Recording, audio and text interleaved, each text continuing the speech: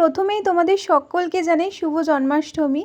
তারপরেই দেখো আমি প্যাকেট থেকে একটা জিনিস বার করে ফেললাম, সেটা হচ্ছে বিটিএস এর সুগার প্রিন্ট।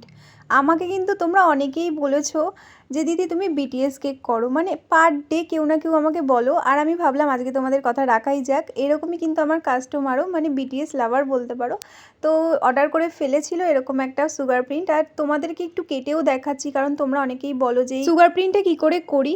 তো দেখো আমি কিন্তু এটা অর্ডার দিয়ে বানিয়ে আনি, তারপর আমি কেটে কেটে বসাই, কিন্তু এটা একদম পারফেক্ট বা প্রপারভাবে কীভাবে বানায় এটা আমি এখনও নিজেই জানি না।